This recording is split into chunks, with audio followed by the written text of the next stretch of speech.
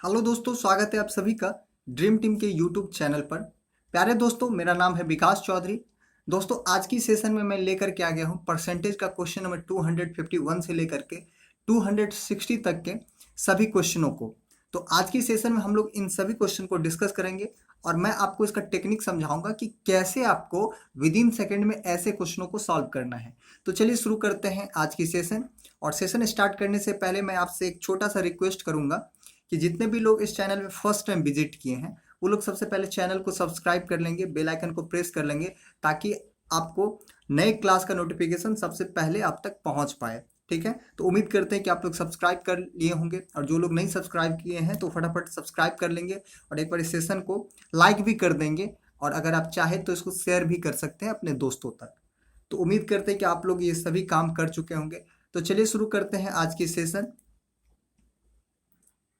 देखिए, session start होने से पहले मैं आपको एक जानकारी देना चाहता हूँ कि जितने भी लोग ये सारे बुक बना पा रहे हैं, यानी कि अभी आप लोग बना रहे होंगे, आप में से बहुत सारे लोग हैं जो बुक सॉल्व करते हैं, लेकिन जब आप बुक को सॉल्व करते हैं तो आपसे उसमें बहुत सारे क्वेश्चन बन नहीं पाता है।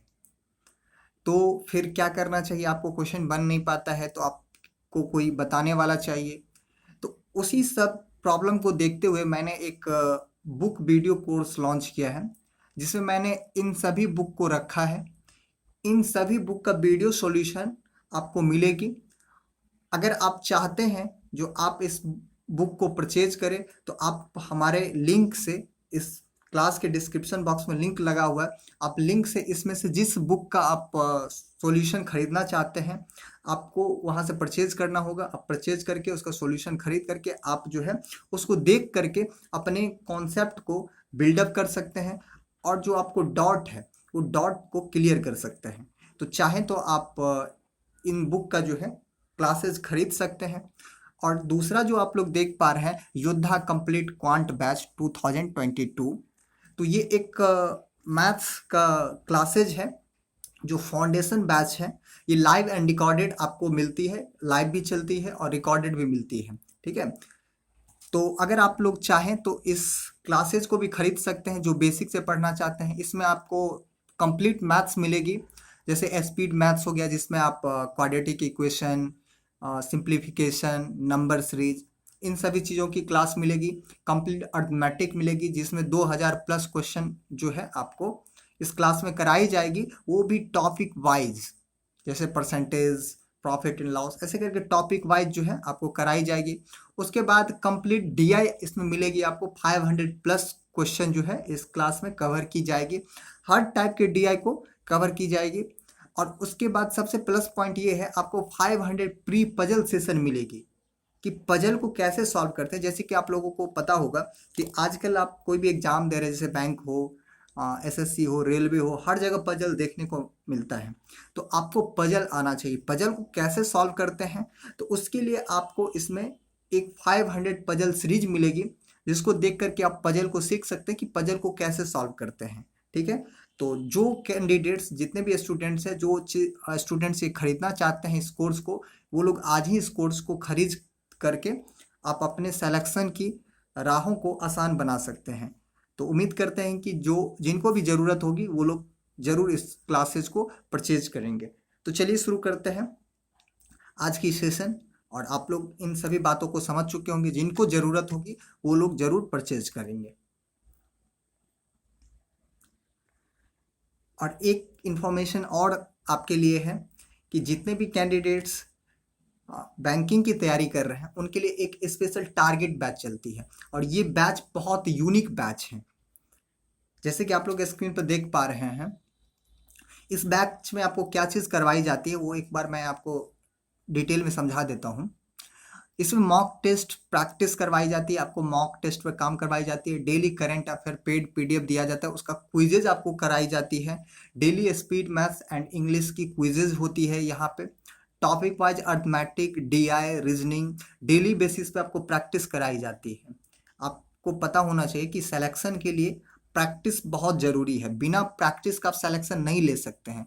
इन सभी चीज़ों को देखते हुए ये बैच जो है डिजाइन किया गया है। और आपको ये भी पता होना चाहिए कि जितना भी ड्रीम टीम से सिलेक्शन हुआ है सभी का सिलेक्शन इसी बैच से हुआ है। और ये बैच जो है सिलेक्शन का राजा कहा जाता है। यहाँ से मैक्सिमम लोगों का सिलेक्शन हुआ है, और अगर आप भी चाहते हैं सिलेक्शन हो तो आप भी इस बैचों को ज्वाइन कर सकते हैं।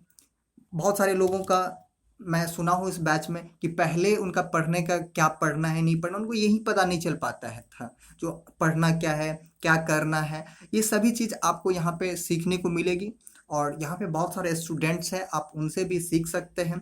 और एक कंपटीशन का यहाँ पे माहौल है, आप उसका फ़ायदा उठा करके आप जो है अपने सेलेक्शन को क्या कर सकते हैं, यानी कि अचीव कर सकते हैं, उस सेलेक्शन को पा सकते हैं। तो जिन कैंडिडेट्स को चाहिए जो हमको सिलेक्शन लेना है, वो चाहे फ्रेशर हो, चाहे वो पहले से एग्ज़ाम दे रहे हों, या आप कई बार दिए होंगे, आप असफल रहे हैं, तो आप चाह रहे हैं जो इस बार हम सफल हो, तो उसके लिए आप इस बैच को ज़रूर ज्वाइन करिएगा। यहाँ पे कंप्लीट गाइड की जाती है, आपको एक सब्जेक्ट नहीं, आपके एग्ज़ाम के लिए जितने भी सब्जेक्ट ज़रूरी है उन सभी सब्जेक्टों को इसमें कवर की जाती है। तो अगर आप चाहें तो इस बैचों को ज्वाइन कर सकते हैं। ठीक है, चलिए शुरू करते हैं आज की सेशन। और आज का जो सबसे पहला क्वेश्चन है वो क्वेश्चन है 251। तो इस क्वेश्चन को ध्यान से समझिएगा, इसमें क्या बोला गया है। कह रहा the value of a machine depreciates by 5% every year, यानी कि मशीन का जो कॉस्ट है, उसका जो मूल्य है, वो प्रत्येक साल जो है डिप्रिसिएट होता है। डिप्रिसिएट का मतलब क्या होता है, यानी कि घट जाता है। कितने परसेंट, तो 5% एवरी ईयर, प्रत्येक साल। आगे कह रहा है if its present value is 2 lakh, यानी कि यदि उसका जो प्रेजेंट वैल्यू है यदि वो 2 लाख है, कह रहा है it's value after 2 year will be, तो 2 साल के बाद जो है उस मशीन का कॉस्ट क्या हो जाएगा, उसका वैल्यू क्या हो जाएगा, वो आपसे पूछा जा रहा है। देखिए मैं आपको समझाता हूँ। जैसे कि आप लोगों को पता है कि मैं किसी भी क्वेश्चन को एक्स वाई से नहीं बनाता हूँ, मैं सभी क्वेश्चनों को रेशियो से सॉल्व करता हूँ। रेशियो से जब आप क्वेश्चन को सॉल्व करेंगे तो क्वेश्चन बहुत आसानी से बन जाता है, उसमें कहीं भी आपको एक्स वाई मानना नहीं पड़ता है और क्वेश्चन बहुत आसानी से बन जाता है। ठीक है, उसके लिए थोड़ा सा प्रैक्टिस होना चाहिए और आपको पता होना चाहिए कि कैसे हम लोग बनाते हैं, कैसे सॉल्व करते हैं। ठीक है, तो जो लोग पहले से क्लास किए हैं उनको तो बहुत अच्छे से पता होगा, और जो लोग नहीं किए हैं तो वो लोग सीख लेंगे। ठीक है, देखिए 5% का जो फ्रैक्शन वैल्यू होता है आपका,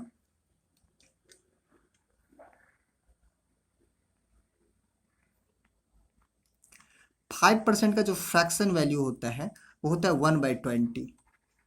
इसका मतलब क्या हुआ, 1/20 का मतलब क्या हुआ, अगर कोई वैल्यू पहले 20 रहा होगा तो उसका 5%, तो 20 का 5% कितना होता है, 1 होता है।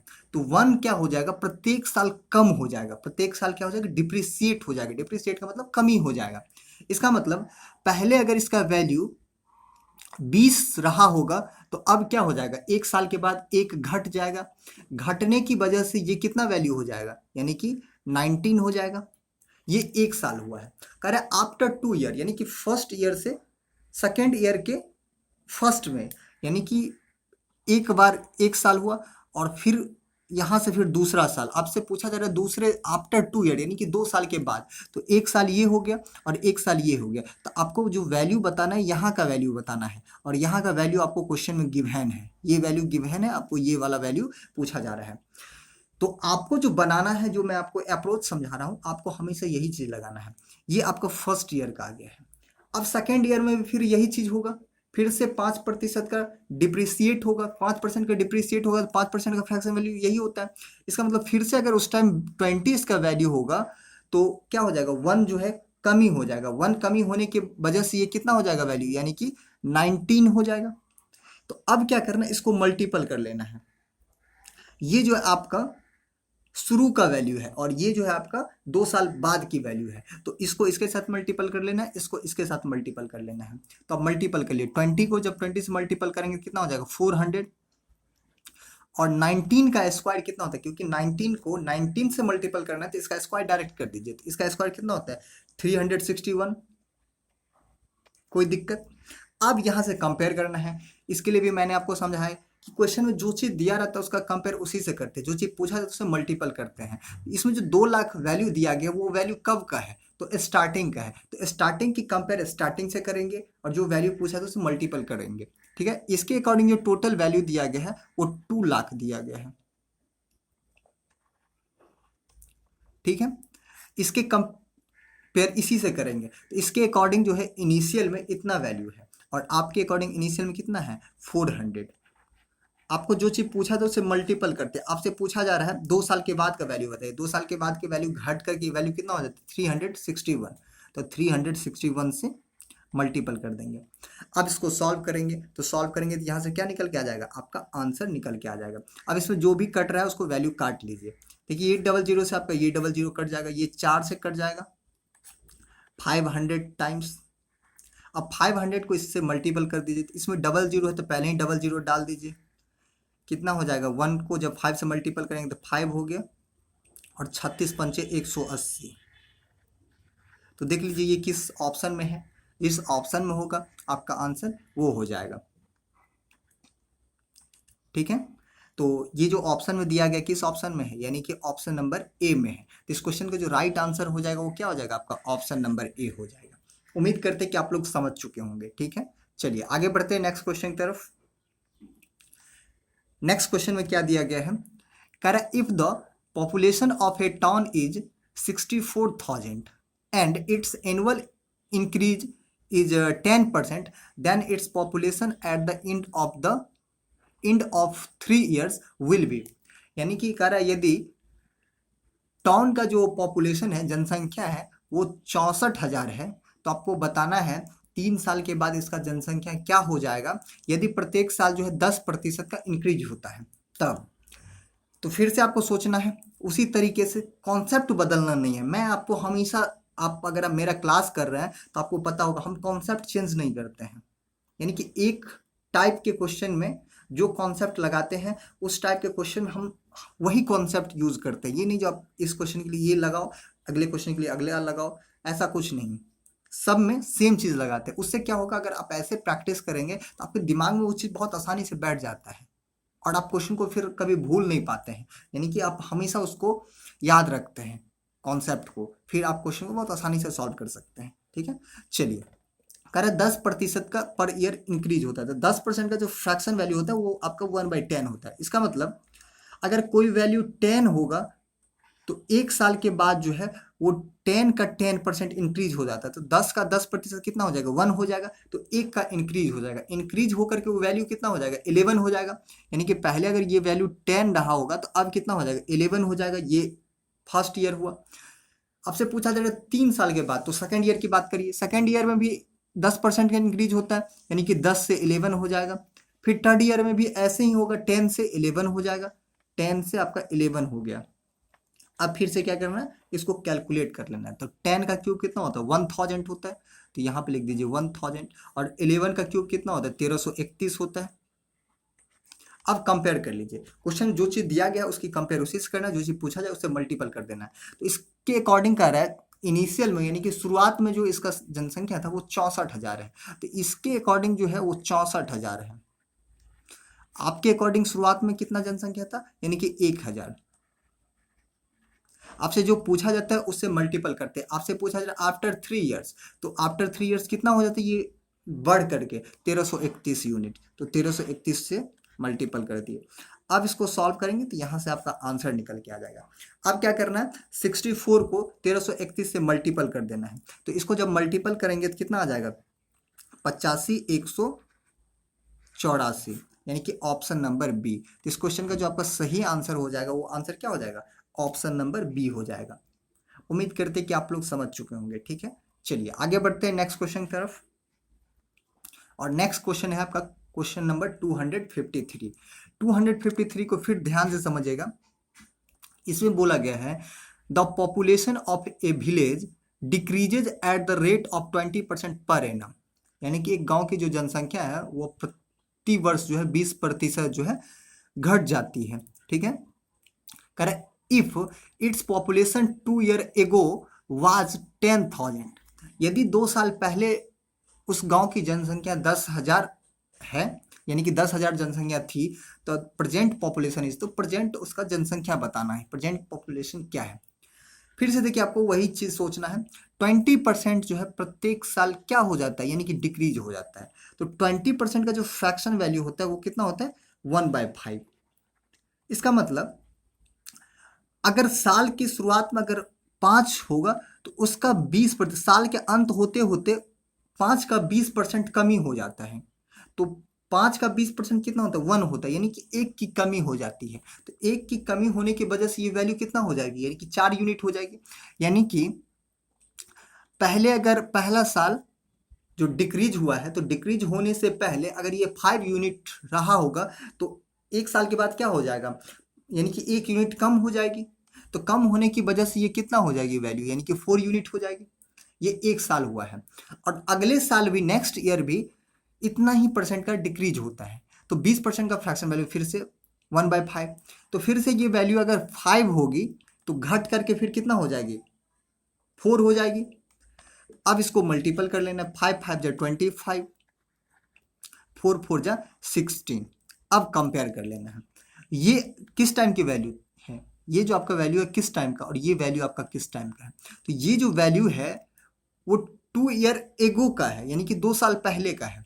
और ये जो वैल्यू है प्रेजेंट का है, क्योंकि 2 साल पहले अगर जो भी जनसंख्या होगा उसी जनसंख्या में ना 20% की कमी हुआ होगा पहले साल, और फिर 20% कमी होने की वजह से जो भी जनसंख्या हो गया होगा उस पर फिर से 20% की कमी हो गया होगा, और वही कमी होकर के ना दो, यानी कि प्रेजेंट में ये वैल्यू हो गया। तो ये जो निकल के आ गया ये प्रेजेंट का हो गया और ये 2 ईयर एगो का हो गया। तो अब कंपेयर कर दीजिए, जिसका कंपेयर यानी कि जो वैल्यू दिया गया उस वैल्यू का कंपेयर उसी से करेंगे, जो चीज पूछा जाएगा उसे मल्टीपल कर देंगे। तो ये आपका प्रेजेंट का जनसंख्या है और ये जो है 2 साल पहले का है। तो आपके क्वेश्चन में बोला गया 2 ईयर एगो जो इसका जनसंख्या दिया गया वो 10,000 है। तो एगो की कंपेयर एगो से 2 साल पहले इसके अकॉर्डिंग इतना, आपके अकॉर्डिंग कितना है? 25 यूनिट। आपसे जो पूछा था उसे मल्टीपल कर दिया। आपसे पूछा जा रहा है प्रेजेंट वाला वैल्यू, तो प्रेजेंट वाला वैल्यू कितना यूनिट है? 16 यूनिट है। तो 16 से मल्टीपल कर देंगे, यहाँ से आपका आंसर निकल के आ जाएगा। ये कट जाएगा, कितना बार में कट जाएगा? 25 चौका 100, यानी कि 400। और 16 को जब 4 से मल्टीपल कर देंगे तो कितना हो जाएगा? 64, और इस पर डबल जीरो आ जाएगा, यानी कि 6400। इस क्वेश्चन का जो सही आंसर हो जाएगा वो क्या हो जाएगा? 6400। समझ गए आप लोगों? आप सब लोग समझ चुके होंगे। तो इसका क्वेश्चन का जो राइट आंसर हो जाएगा वो क्या हो जाएगा? आपका ऑप्शन नंबर बी हो जाएगा। ठीक है, चलिए आगे बढ़ते हैं नेक्स्ट क्वेश्चन की तरफ। नेक्स्ट क्वेश्चन है आपका है 254। 254 में क्या बोला गया है? A clerk received an annual salary of 3660 in the year 1975। यानी कि एक क्लर्क जो है वो वेतन के रूप में 3660 रुपया प्राप्त करता था। कब? 1975 में। कह रहा this was 20% more than his salary in 1974। तो कह रहा यह जो सैलरी उसका था वो 20% अधिक था। किसके कंपेयर में? 1974 के कंपेयर में। तो आपसे पूछा जा रहा है what was his salary in 1974। तो आपको 1974 का वैल्यू बताना है। ध्यान से समझिएगा, 1974 और 1975 ये है 1974 और ये है आपका 1975। ठीक है, तो क्वेश्चन ये बोला गया है 20% अधिक है 1974 से 1975। तो 20% का फ्रैक्शन वैल्यू कितना होता है? तो आप लोगों को याद होनी चाहिए, कितना होता है? 1/5। इसका मतलब 1974 में अगर ये वैल्यू 5 रहा होगा तो ये 5 का 20%, 5 का 20% कितना होता है? 1 यूनिट। 1 यूनिट इंक्रीज होकर के 1975 में जो ये वैल्यू हो जाता है वो कितना हो जाता है? 6 यूनिट हो जाता है। तो अगर 1974 में ये 5 यूनिट वैल्यू रहा होगा तो 1975 में ये वैल्यू इंक्रीज होकर के कितना हो जाएगा? यानी कि 6 यूनिट। अब कंपेयर कर लीजिए, आपके क्वेश्चन में जो कहा जा रहा है वो 1975 का वैल्यू दिया गया है। 1975 का वैल्यू कितना दिया है? यानी कि 3660। तो 75 की कंपेयर 75 से, 75 में कितना यूनिट है? 6 यूनिट। आपको चाहिए 74 का, तो 74 का वैल्यू कितना यूनिट है? 5 यूनिट। तो 5 से मल्टीपल कर दीजिए। अब इसको सॉल्व करिए तो कट जाएगा, कितना बार में कट जाएगा? सॉरी, यहाँ 33 नहीं है, यहाँ 36 है। तो यहाँ पे लिखना है आपको 36। एक सेकंड रुक जाइए, ये जो है आपका 36 है। अब इसको सॉल्व करेंगे तो 6 6 जा 36 और 10 6 जा 60, ये हो गया। अब इसको फिर 5 से मल्टीपल करना है तो कितना हो जाएगा? 6 पंचे 30 और 10 पचे 50, यानी कि 300 50। तो देख लीजिए 350 किस ऑप्शन में आंसर दिया गया है, यानी कि ऑप्शन नंबर डी में। तो इस क्वेश्चन का जो सही आंसर हो जाएगा वो क्या हो जाएगा आपका, ऑप्शन नंबर डी हो जाएगा। तो उम्मीद करते हैं कि आप लोग समझ गए होंगे। चलिए आगे बढ़ते हैं नेक्स्ट क्वेश्चन की तरफ। नेक्स्ट क्वेश्चन आपका है 255। 255 में बोला गया है the enhanced salary of a man becomes 24,000 after 20% increments, यानी कि 20% इंक्रीमेंट होने के बाद जो है एक व्यक्ति का जो वेतन है वो 24,000 रुपये हो जाता है। ठीक है, तो कह रहा है हिज प्रीवियस सैलरी वाज, तो उसका प्रीवियस सैलरी बताइए। देखिए कैसे निकालेंगे, 20% जो है इंक्रीमेंट होता है, तो 20% का फ्रैक्शन वैल्यू 1/5। इसका मतलब पहले अगर इसका वैल्यू 5 रहा होगा तो इंक्रीमेंट हो करके 5 का 20%, तो 5 का 20% एक, तो एक का इंक्रीज होकर के ये वैल्यू कितना हो जाता है, 6 यूनिट हो जाता है। तो आपको जो क्वेश्चन में एक्चुअल वाला डाटा दिया गया है वो डाटा किस टाइम का दिया गया है, इंक्रीमेंट होने के बाद का। तो कंपेयर भी करेंगे इंक्रीमेंट होने के बाद से, तो इसके अकॉर्डिंग जो है इंक्रीज होने के बाद जो ये वैल्यू 24,000 रुपया हो जाता है। आपके अकॉर्डिंग कितना हो जाता है, 6 यूनिट हो जाता है। आपसे जो चीज़ पूछा है उसे मल्टीपल करेंगे। क्या चीज़ पूछा जा रहा है, यानी कि प्रीवियस सैलरी पूछा जा रहा है। तो ये आपका प्रीवियस सैलरी है, क्योंकि पहले 5 यूनिट था, इंक्रीज होकर के 6 यूनिट हो गया है। तो 5 यूनिट का वैल्यू बताना है तो 5 से मल्टीपल कर देंगे। अब इसको काटिए, 6 चौको 24, 4,000 और 4,000 को 5 से मल्टीपल कर देंगे तो क्या आ जाएगा, 20,000। इस क्वेश्चन का राइट आंसर क्या हो जाएगा, 20,000, ऑप्शन नंबर ए। क्लियर। चलिए आगे बढ़ते हैं नेक्स्ट क्वेश्चन की तरफ। और नेक्स्ट क्वेश्चन है आपका 256। 256 में बोला गया है the value of a machine is 6,250। कह रहा है एक मशीन का जो मूल्य है वो कितना है, 6250 रुपये है। कह रहा है it decreases by 10% during the first year, 20% during the second year and 30% during the third year. कह रहा है what will be the value of the machine after 3 year. यानी कि पहले साल जो है 10% की कमी होती है, दूसरे साल जो है 20% और तीसरे साल जो है 30% की कमी होती है। तो कमी होने के बाद जो है 3 साल के बाद जो है आपको वैल्यू बताना है। फिर से वही काम करना है। पहले साल जो 10% की कमी होती है तो 10% का फ्रैक्शन वैल्यू कितना होता है, 1/10। तो पहले साल अगर इसका वैल्यू 10 यूनिट होगा तो घट करके, यानी कि पहले साल के एंड में 10 का 10%, तो 10 का 10% कितना हो जाएगा, 1 यूनिट। तो 1 यूनिट वैल्यू कम हो जाएगा, तो कम होकर की वैल्यू कितना हो जाएगा, 9 यूनिट हो जाएगा। फिर जब दूसरे ईयर के शुरुआत में, पहले ईयर के अंत में और दूसरे ईयर के शुरुआत में जो भी वैल्यू होगा उस पर फिर से 20% की क्या होती है, कमी हो जाती है। तो 20% की कमी होगी तो 20% का फ्रैक्शन वैल्यू कितना होता है, 20% का फ्रैक्शन वैल्यू तो 1/5। तो फिर से ये वैल्यू अगर 5 होगा तो 1 का कमी हो जाएगा, 1 का कमी हो जाएगा, 1 का कमी होकर कितना हो जाएगा, यानी कि 4 यूनिट। फिर तीसरे साल के शुरुआत में और दूसरे साल के अंत में जितना भी वैल्यू होगा उस पर फिर से 30% की कमी हो जाएगी। तो 30% का फ्रैक्शन वैल्यू जो होता है वो आपका होता है 3/10। तो इसका मतलब अगर तीसरे साल की शुरुआत में अगर 10 यूनिट वैल्यू होगा तो उस साल के अंत में 10 का 30% कमी हो जाएगी। तो कमी होने के बाद जो है 10 में से 3 चला जाएगा, कितना बच जाएगा, यानी कि 7 बच जाएगा। कोई दिक्कत यहाँ तक किन्हीं को समझने में नहीं होना चाहिए। अब क्या करेंगे, इसको कैलकुलेट कर लेंगे। तो 10 10 जब 50, सॉरी 10 10 जब 100 और 100 को 5 से मल्टीपल कर देंगे तो कितना हो जाएगा, 100 5 जा 500, ये हो गया 500। अब फिर से क्या करना है, इसको कैलकुलेट करना है। ठीक है, तो 9 4 जा कितना होता है 36, और 36 को 7 से मल्टीपल कर देंगे तो क्या हो जाएगा 252। अब कंपेयर कर लीजिए, इस क्वेश्चन में जो दिया गया है एक्चुअल डाटा वो कह रहा है 6250 है, कब, शुरुआत में। तो शुरू स्टार्टिंग की कंपेयर स्टार्टिंग से इसके अकॉर्डिंग जो 6250 है, आपके अकॉर्डिंग जो स्टार्ट में कितना वैल्यू था 500। आपसे जो पूछा तो उसे मल्टीपल करते, 3 साल के बाद का वैल्यू बताना। 3 साल के बाद ये वैल्यू घट के कितना हो जाता है, यानी कि 252 यूनिट हो जाता है। तो 252 से मल्टीपल कर दीजिए। अब इसको सॉल्व करेंगे तो ये जीरो से आपका ये जीरो कट जाएगा। ठीक है, अब काटिए, 25 से कट जाएगा, 25 दूना 50 और 25 का स्क्वायर कितना होता है 625। फिर से ये कट जाएगा, 2 से कट जाएगा, 12 दूना 24 और 2×6 = 12, 126। तो 126 को फिर से क्या करना है आपको, 126 को 25 से मल्टीपल कर देना है। तो 126 को जब आप 25 से मल्टीपल करेंगे तो यहाँ से निकल के आ जाएगा आपको 3150। 3150।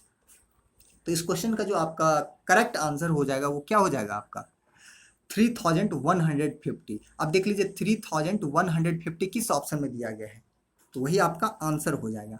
तो देख लीजिए ऑप्शन नंबर सी में दिया गया है। तो इस क्वेश्चन का जो करेक्ट आंसर हो जाएगा वो क्या हो जाएगा आपका ऑप्शन नंबर सी हो जाएगा। क्लियर, कोई दिक्कत यहाँ तक समझने में? चलिए आगे बढ़ते हैं। ऐसे ही आपको समझना है और आपसे भी जब इस टाइप का क्वेश्चन पूछा जाता है तो आपको भी इसी तरीके से यूज करना है, ठीक है, और इसी तरीके से सॉल्व करना है। देखिए कितने आसानी से क्वेश्चन सॉल्व हो जा रही है, ना तो कहीं हम एक्स मान रहे हैं ना ही कहीं हम वाई मान रहे हैं, और आंसर जो निकल के आ जा रहा है बहुत आसानी से। चलिए नेक्स्ट क्वेश्चन को समझिए। नेक्स्ट क्वेश्चन में क्या बोला गया है, 257 नंबर क्वेश्चन में कह रहा है the value of a machine depreciates every year by 10%। यानी कि एक मशीन का जो वैल्यू है, कीमत है, उसमें प्रत्येक साल 10% की कमी हो जाती है। कह रहा है if its present value is 50,000, यदि उसका प्रेजेंट वैल्यू जो है 50,000 है, then the value of the machine after 2 year will be, तो 2 साल के बाद जो उस मशीन का जो है वैल्यू क्या होगी वो आपको बताना है। देखिए इस क्वेश्चन में कह रहा है 10% प्रत्येक साल कमी हो जा रही है, तो 10% का फ्रैक्शन वैल्यू होता है 1/10। इसका मतलब पहले ईयर अगर इसका वैल्यू 10 यूनिट होगा तो उस ईयर के एंड में घट कर की वैल्यू कितना हो जाएगा, 9 हो जाएगा। फिर दूसरे ईयर भी यही होगा, 10 से 9 हो जाएगा। अब इसको मल्टीपल कर लीजिए, 10 10 जा 100 और 9 9 जा 81। कोई दिक्कत? अब कंपेयर कर लीजिए, इसके अकॉर्डिंग जो वैल्यू दिया गया है, प्रेजेंट का वैल्यू दिया गया है, वो प्रेजेंट का वैल्यू कितना दिया गया है 50,000। तो प्रेजेंट की कंपेयर क्या करेंगे, प्रेजेंट की कंपेयर हम लोग प्रेजेंट से करेंगे और जो पूछा जाएगा उससे हम लोग मल्टीपल कर देंगे, ठीक है। तो इसमें क्या दिया गया, एक बार क्वेश्चन को फिर से पढ़ लेकर, the value of machine depreciate every year by 10%, यानी कि प्रत्येक साल 10% कमी हो जाती है इफ इट्स प्रेजेंट वैल्यू। अब देखिए इसे प्रेजेंट वैल्यू दिया गया है, प्रेजेंट वैल्यू दिया गया है, तो फिर कैसे सोल्व करेंगे इसको, प्रेजेंट वैल्यू दिया गया है ना, तो प्रेजेंट वैल्यू जो इसका दिया गया वो कितना दिया गया है 50,000। तो प्रेजेंट की कंपेयर प्रेजेंट से करेंगे, तो प्रेजेंट की कंपेयर प्रेजेंट से करेंगे तो इसके अकॉर्डिंग प्रेजेंट इतना हो गया, इसके अकॉर्डिंग प्रेजेंट इतना है, यानी कि प्रेजेंट में, यानी कि आज अगर इस मशीन का अगर कीमत 100 है तो 2 साल के बाद इसका कीमत क्या हो जाएगी वो आपको बताना है। तो प्रेजेंट में इसका ये कीमत है और फिर 10% प्रत्येक साल घट करके 2 साल के अंत में, 2 साल के बाद जो इसका वैल्यू कितना हो जाता है घट करके, यानी कि 81 यूनिट हो जाता है। तो कंपेयर कर लीजिए, प्रेजेंट की कंपेयर प्रेजेंट से, और जो पूछा है तो उससे मल्टीपल करना है। तो 2 साल बाद की पूछा जा रहा है तो 2 साल बाद का कितना वैल्यू है, यानी कि 81 यूनिट, तो 81 से मल्टीपल कर दीजिए। अब ये कट जाएगा, ये 00 से ये 00 कट जाएगा। अब इसको कैलकुलेट कर लीजिए, तो ये 00 पहले आ जाएगा, 5 हो गया और 8 5 40। तो देख लीजिए किस ऑप्शन में दिया गया है, तो वही आपका आंसर हो जाएगा। यानी कि ये जो ऑप्शन आपको दिया गया ऑप्शन नंबर डी में दिया गया है। तो इस क्वेश्चन का जो करेक्ट आंसर हो जाएगा वो क्या हो जाएगा आपका ऑप्शन नंबर डी हो जाएगा। तो उम्मीद करते हैं कि आप लोग सब लोग समझ चुके होंगे और आपको भी इसी तरीके से सॉल्व करना है। जब भी अगर आपसे पूछा जाता है तो आप भी इसी तरीके से बहुत आसानी वे में सॉल्व कर सकते हैं क्वेश्चनों को, ठीक है। चलिए तो आगे बढ़े नेक्स्ट क्वेश्चन की तरफ। चलिए बढ़ते हैं नेक्स्ट क्वेश्चन की तरफ। अगला क्वेश्चन है आपका 258 में बोला गया है the value of a machine depreciates every year the rate of 10% on its value at the beginning of that year. यानी कि शुरुआत में, यानी कि उस मशीन का जो कीमत है शुरुआत में, उस पर प्रत्येक ईयर जो 10% की कमी हो जाती है। तो कह रहा है if the current value of machine is is 729, तो कह रहा है it's worth 3 year ago was, तो 3 साल पहले उसका कीमत क्या थी वो आपको बताना है। ध्यान से समझिएगा, 10% की कमी होती है, 10% की कमी होती है प्रत्येक साल। तो 10% का फ्रैक्शन वैल्यू होता है 1/10, ठीक है। तो आपको जो क्वेश्चन में दिया गया है वो प्रेजेंट का वैल्यू दिया गया है और आपसे पूछा जा रहा है 3 साल पहले का। तो 3 साल पहले का देखिए, अगर 3 साल पहले की बात करेंगे तो अगर 3 साल पहले अगर इसका जो भी कीमत होगा उस पर क्या हो जाएगा, 10% की कमी हो जाएगी। और 10% कमी होने के बाद जो भी वैल्यू होगा फिर से उस पर उससे नेक्स्ट ईयर 10% कमी हो जाएगी। और यहाँ पे कमी होने के बाद फिर से नेक्स्ट ईयर जो है 10% की कमी हो जाएगी इस पे। और कमी होने के बाद जो भी वैल्यू आएगा वो वैल्यू आपको क्वेश्चन में गिवन है 729। तो आपको इसका वैल्यू बताना है, इसका वैल्यू बताना है। तो ध्यान समझिएगा, यानी कि इस टाइम में जो भी वैल्यू होगा उस पर 10% की कमी हो जाती है। तो इस टाइम अगर इसका मूल्य अगर 10 यूनिट रहा होगा तो 10 यूनिट का 10%, 10% एक, यानी कि उस साल के अंत में 1 यूनिट की कमी हो जाती है। तो 10 से ये कितना हो जाएगी, 9 हो जाएगी। फिर 10 से ये 9 हो जाएगी यानी कि इस ईयर, और फिर 10 से ये 9 हो जाएगी। तो 3 साल हो गया ना। अब इसको कंपेयर कर लीजिए, तो 10 का क्यूब कितना होता है 1000 और 9 का क्यूब कितना होता है 729। अब क्या करना, प्रेजेंट की कंपेयर, प्रेजेंट से 3 साल पहले की पूछा जा रहा है तो 3 साल पहले का वैल्यू निकाल देंगे। ठीक है, तो ये जो वैल्यू निकल के आया वो किस टाइम का निकला, प्रेजेंट का, यानी कि 3 साल पहले इतना यूनिट वैल्यू था, अब प्रेजेंट में इतना यूनिट वैल्यू हो गया है। तो अब कंपेयर कर लीजिए, इसके अकॉर्डिंग जो प्रेजेंट वैल्यू दिया गया है वो 729 दिया गया। आपके अकॉर्डिंग प्रेजेंट में कितना है, घट करके प्रेजेंट में कितना हो गया 729 हो गया। जो पूछा उसे मल्टीपल करते हैं, तो पूछा जा रहा है 3 साल पहले का, तो 3 साल पहले कितना यूनिट है 1000 यूनिट है। तो ये कट जाएगा, तो यहाँ से क्या निकल के आ गया 1000। इस क्वेश्चन का राइट आंसर क्या हो जाएगा आपका 1000, यानी कि ऑप्शन नंबर ए। ठीक है, चलिए आगे बढ़ते हैं नेक्स्ट क्वेश्चन की तरफ। और नेक्स्ट क्वेश्चन है आपका है 259। 259 में बोला जा रहा है Raman salary is increase by 5% this year, यानी कि रमन का जो सैलरी है वो इस वर्ष जो है 5% इंक्रीज हो जाती है। ठीक है, तो कह रहा है if his present salary is RS 1806, तो इसका जो प्रेजेंट सैलरी है वो 1806 हो जाता है। तो कह रहा है the last year salary was, तो पिछले साल इसका सैलरी क्या थी वो आपको बताना है। तो देखिए 5% का फ्रैक्शन वैल्यू जो होता है आपका 1/20 होता है। इसका मतलब अगर पिछले साल इसका सैलरी अगर 20 यूनिट रहा होगा तो इस साल क्या होता है 20 का 5% इंक्रीज हो जाता है। तो इसका 5% कितना यूनिट हो जाएगा 1 यूनिट इंक्रीज होकर के जो प्रेजेंट में इसका सैलरी हो जाता है वो कितना हो जाता है, यानी कि 1806 हो जाता है। तो देखिए प्रीवियस ईयर 20 यूनिट अगर रहा होगा तो इंक्रीज होकर के प्रेजेंट में कितना हो जाएगा 21 यूनिट हो जाएगा, 21 यूनिट हो जाएगा। तो अब कंपेयर कर लेना, प्रेजेंट की कंपेयर प्रेजेंट से, प्रीवियस पूछा जा रहा है तो प्रीवियस से मल्टीपल कर देंगे। तो ये किस टाइम का है, प्रीवियस टाइम का, और ये है आपका प्रेजेंट का। तो इसके अकॉर्डिंग जो प्रीवियस टाइम का पूछा जा रहा है और प्रेजेंट का दिया गया, तो प्रेजेंट का कितना दिया 1806, इसके अकॉर्डिंग कितना, आपके अकॉर्डिंग कितना है 21 यूनिट, और आपसे जो पूछा जा रहा है वो लास्ट टाइम यानी कि प्रीवियस ईयर वाला पूछा जा रहा है, लास्ट टाइम ये वाला वैल्यू पूछा जा रहा है। ये वैल्यू कितना यूनिट है 20 यूनिट है। तो अब जब इसको 20 से अगर आप मल्टीपल कर देंगे यहाँ से आंसर निकल के आ जाएगा। अब इसको काट लीजिए, तो ये कट जाएगा आपका 86 टाइम, और 86 को फिर 20 से मल्टीपल कर देंगे तो कितना हो जाएगा 0 6 दूना 12, 1 हो गया, और 2 16 17, यानी कि 1720। तो 1720 किस ऑप्शन में, यानी कि ऑप्शन नंबर ए में। तो इस क्वेश्चन का जो आंसर हो जाएगा वो आपका ऑप्शन नंबर ए हो जाएगा। ठीक है, चलिए आगे बढ़ते हैं नेक्स्ट क्वेश्चन की तरफ। नेक्स्ट क्वेश्चन आपका है 260। 260 में बोला गया है the strength of a school increase and decrease in every alternate year by 10%, यानी कि एक स्कूल का जो स्ट्रेंथ है वो अल्टरनेट ईयर में जो है वो क्या होता है इंक्रीज और डिक्रीज होता है। आगे कह रहा है if starting with increase in 2000, यानी कि 2000 ईस्वी में जो है स्टार्ट होता है वो इंक्रीज होता है, यानी कि 2000 ईस्वी में जो भी इसका जनसंख्या होगा, इसका स्कूल का जो स्ट्रेंथ होगा उसमें पहले ईयर इंक्रीज होता है। Then the strength of the school in 2003 as compare to that in 2000 was.